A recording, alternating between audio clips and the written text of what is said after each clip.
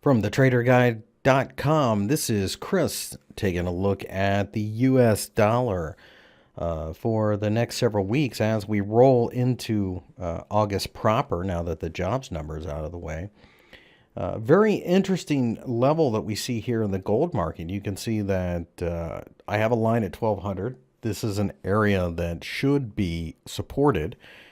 We have formed a hammer during the previous week, and this past week have been a little slower. We're decelerating the downward momentum. I would expect 1200 could offer a bit of a potential bounce, really. This is an area that I think shows a lot of interest.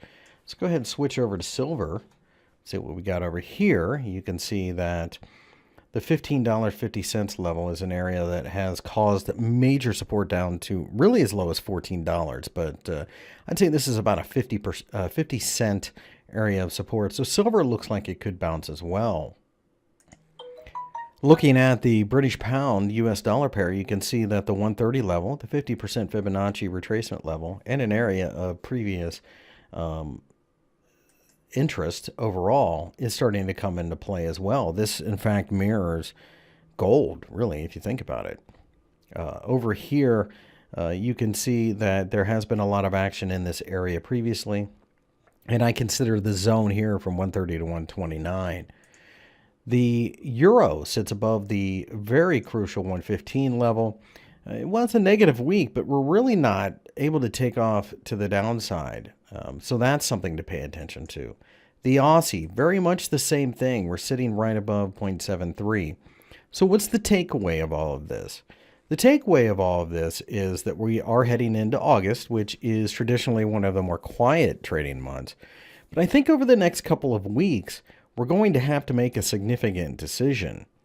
And the decision is going to be based on the US dollar. We are most certainly at levels that we could see the dollar roll over against many assets, and that could lead to excellent trading opportunities in the Aussie, the euro, the pound, silver, gold, possibly other ones that I haven't even looked at. You know, here New Zealand dollar's kind of the same thing, although it looks a little bit softer, but there's still a major demand level just below it, say 67. So again, it's kind of the same situation.